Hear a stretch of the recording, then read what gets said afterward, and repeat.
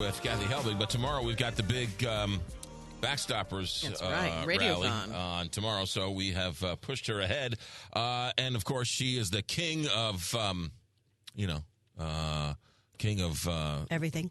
King of everything, right? She can move on a dime. Real estate. I say she's the queen of everything. She can move on a dime, and so we asked her to come in on Wednesday, so she did it.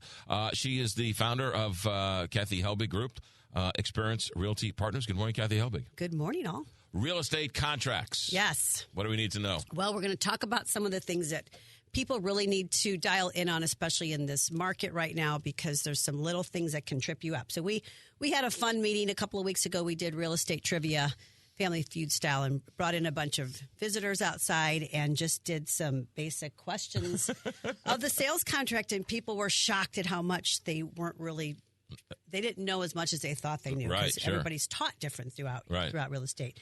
So one big one is definitely finding out if you're a buyer and you need assistance with closing costs. A few years ago, no big deal. We would write it in and say, seller, if you're offering $150 on an offer on a house, you'd say $155, seller to pay closing costs back of $5,000. That way the buyer does not have to come out of pocket for those closing costs.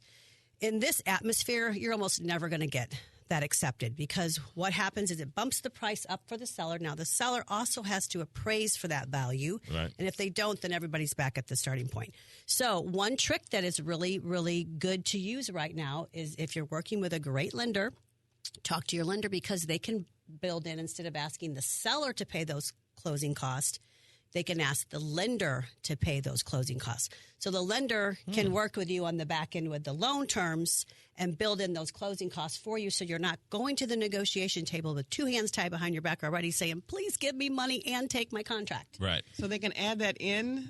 Yes. Just like you're building up a price to get the seller to pay back, you can build it into your loan and get the lender to pay back. Oh. So that's a really, really good negotiating tip that a lot of people don't understand, don't use, and don't have a close enough relationship with their lender. Right. So if you're bumping around to different people, you're not necessarily going to get that option because the lender's not going to tell you that. Another thing is really, really misconception is earnest money. When you're going in, you're like, I'm going to put all this earnest money down. If it falls apart, I get my money back. There's really no automatic when it comes to earnest money. So think about that before you tie up tens of thousands of dollars, maybe unnecessarily, in your offer, because earnest money has to be decided by all people all parties to the transaction before it's released by a title company.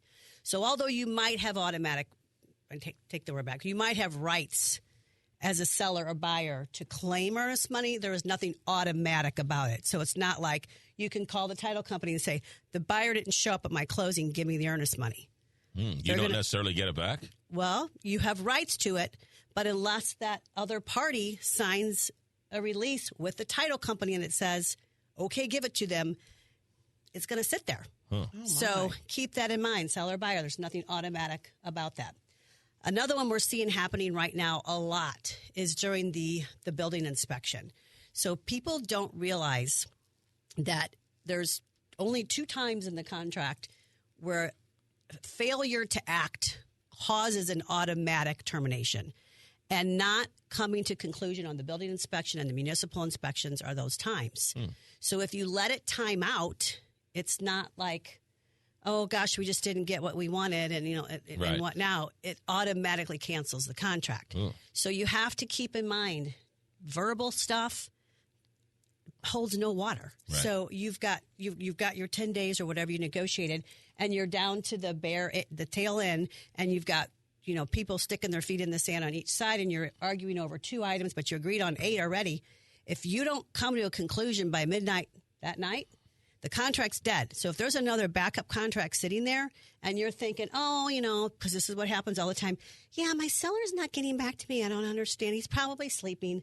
We'll deal with it tomorrow. It's fine. We'll just put it back tomorrow. Right. You don't know that, because that seller might wake up tomorrow and go, yeah, I don't like that guy anymore. Right.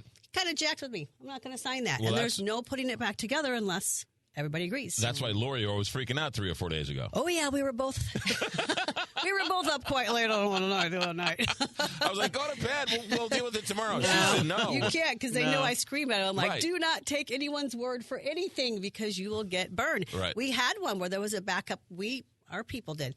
There was a backup contract sitting in the background, and the other side was just real lackadaisical about getting back. And the second that contract died, man, those other people were in. Right. And then there was no putting it back. Because even if we wanted to, we couldn't have because there was another contract in place. That's why you use Kathy Helbig. That's right. That's what I'm talking about. So really knowing the contract is important. It was just another eye-opener, about making sure you're aligned with somebody that is setting you up for success. And then should something go sideways, you have the right, fail-safes built in that you're not going to be surprised over already a disappointing situation, and then on top of it, find out you didn't have the protections built in. Yeah, that's all the things that everyone says, oh, no, I can do it myself. Yeah, oh, no, a part-timer can do it, right? Those are anyone would go without using a realtor. Yeah, it is crazy because you don't realize how much your lack of knowledge has probably cost you thousands and thousands of dollars, and then not even talking about once you get into the weeds of this kind of stuff. And finding the house is really the easy part, right? Absolutely. I mean, once you have the contract, then getting to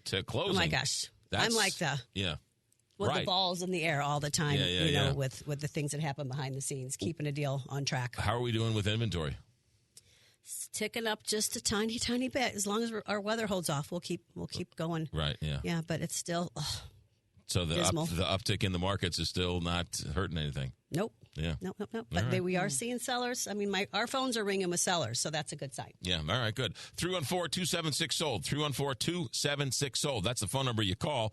So get a hold of Kathy Helbig and the group and the team and start the process, whether you're buying or selling. 314-276-SOLD or KathyHelbigGroup.com. I wouldn't do it any other way. And, of course, I haven't. So there you go. That's right. Kathy, be good. It's good stuff. Thank you.